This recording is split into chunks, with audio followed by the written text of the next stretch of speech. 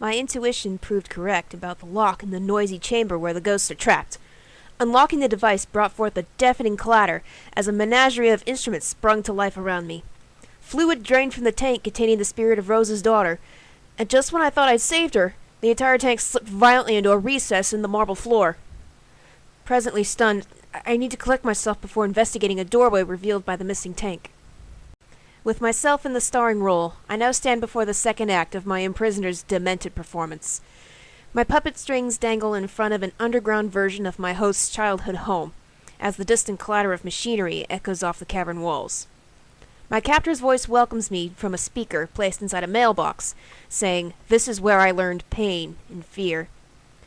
It has become clear he wishes for me to experience that adversity he endured as a child. With no exit in sight, I have little choice but to continue to dance for his amusement. Little in life has prepared me for the inexplicable situation I find myself in, as I struggle to escape the confine of Charles Dalamir's bizarre playground.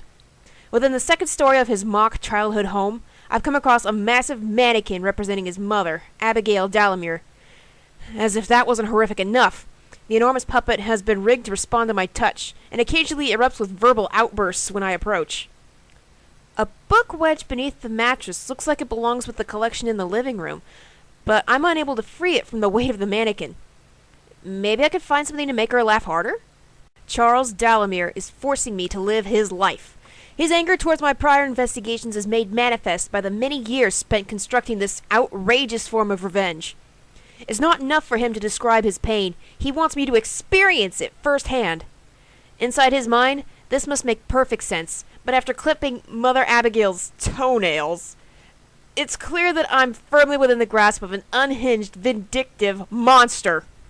A letter sent from a lunatic asylum in Manchester confirms information I've seen in the past regarding Charles Dalamir's admission into a mental institution. What's new, however, is a bit about Charles's father being a patient in the same facility. Who was Charles's father? Did Abigail have him committed as well? And what does this have to do with the missing persons case in Blackpool? I'll wager my captor's excited to make me walk a bit further in his shoes to find out. Like peeling back layers from a rotten onion, the wonders of this underground nightmare continue to evolve and tell the unsettling tale of my captor's existence.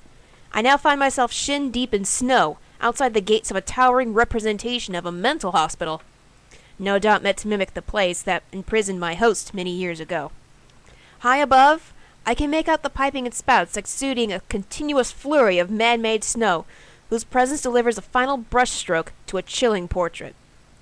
I have little choice but to find a way inside and unlock another closet containing Charles Dalamir's emotional belongings.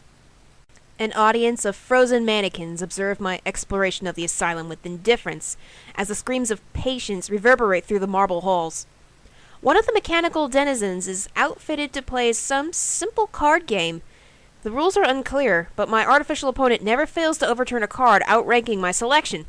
He's obviously cheating, but I'm not sure what I can do about that. I'm tired and frustrated, and feel like I'm slipping into a madness that seems conveniently at home in my surroundings. The cacophony of screaming within the asylum appears to be centered around the cell block to the right of the main staircase. Upon ascending the stairs and entering the hallway, I was immediately accosted by the groping of mechanized hands from barred celled windows lining the hall. I'm both intrigued and horrified by the ingenuity required to construct such a spectacle, though I'm certain I will need to find another way down the passage without being torn to shreds. A cluttered laboratory in the asylum contains all forms of scientific accoutrements. Clearly experimentation of some sort was being done on patients, though I'd rather not give much thought to what evils that entailed. A locked drawer and a pair of cryptic notes take center stage in this location, the latter hinting at a potential method of escape. I suspect my captor is nudging me through this twisty maze, testing to see if I can match wits with his psychotic mind. I've managed to climb down into a courtyard where underground winds whip flecks of man-made ice and snow amid the bleak asylum walls. Another frozen welcoming committee greets my arrival, twitching violently as a token of warning that I not tarry and succumb to their fate. At the far end of the icy yard, I can make out some kind of grating beneath the snow, as light from a barred window flickers brightly enough to garner my attention. I would like to climb up and take a peek into what appears to be a secure cell, but first I'll need to obtain a ladder. A potion concocted in the lab did the trick by subduing my mannequin oppressors. though I need to move quickly here should I too fall asleep from the noxious fumes. I'm having second thoughts about carrying this innocuous-looking bit of jewelry after witnessing the awesome force displayed by Emma's locket on the security door. That thing must have weighed half a ton! Beyond the gated cell block, I've encountered a crumbling dead end as a large section of the institution's walls have collapsed. 2 doors protected by electronic locks block access to the maximum security cells, and timers on the lock suggest some kind of rotating combination. If the combination changes all the time, how am I going to find a sequence of numbers that will get me inside? I've finally gained access to a recreation of the cell that housed Charles Dalamere in the lunatic asylum. The most obvious item of note is a large wooden dollhouse containing effigies that almost certainly represent Rose, Emma, and the twins. In case that wasn't disturbing enough, a series of other dolls hang above the house with their feet tethered by green string. A news article detailing Emma Ravenhearst's arrival in Blackpool hangs among several strange illustrations, and a locked tome resides atop a roll-top desk. I have a feeling I won't like what's in that book, but my survival may hinge on getting it open. My suspicions about lab chemicals providing the catalyst for my captor's escape have been proven accurate, assuming the contents of this diary are truthful. Although I have gleaned no additional information on Charles's mysterious father, I think it's pretty clear what became of his dear mother. He made me ride his coattails this far.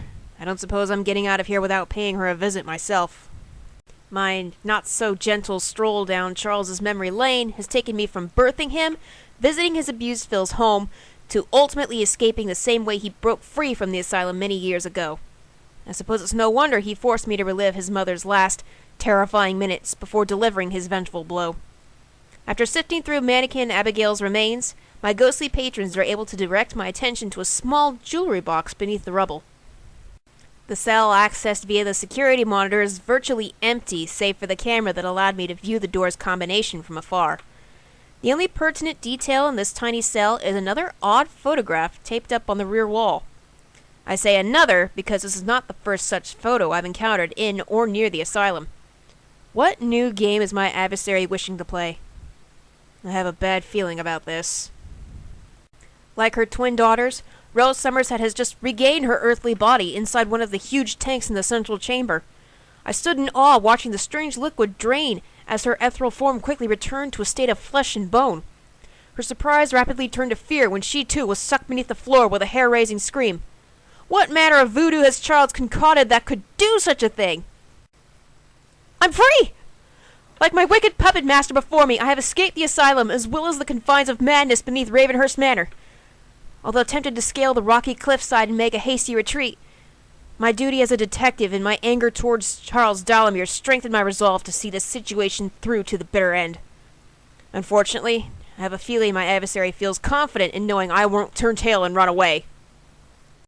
After breaking free from the underground, I rested briefly before taking stock of the items acquired during my investigation. The strange keys embossed with the letter V jogged my memory of the locked box I'd seen hours earlier inside the cottage shed.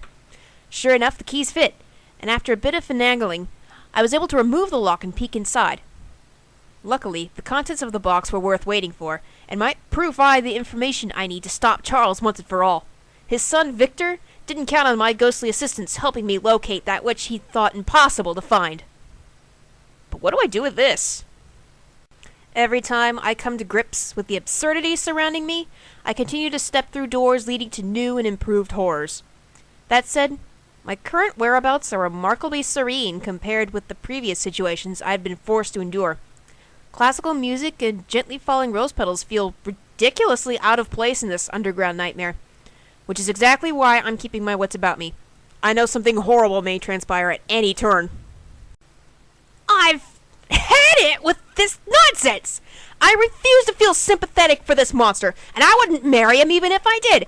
This marriage is the last straw. 3 times I've been pulled into the nightmare surrounding Ravenhearst Manor, but I intend to locate the missing Blackpool residents and find out what he's done to the innocent souls that followed me in this ordeal. I'm going after Charles Dalamere, and I won't rest until he and his creepy son are dead. Permanently! Like those before her, Emma Ravenhearst quickly regained her earthly form before dropping beneath the floor to reveal Charles Dalamere's master plan. I could scarcely believe my eyes when I stepped through the doorway and gazed upon a grand Victorian home situated in the center of an enormous cavern. dozens of missing Blackpool residents hang in suspended animation above me, as extremely hot tendrils of lightning feed energy into something inside the house. I've clearly reached the heart of the complex. I must now confront my nemesis and put an end to his reign of horror. As I ascended the steps of the underground manor, I was once again confronted by the visage of my demented captor, along with his ever-present feathered familiar.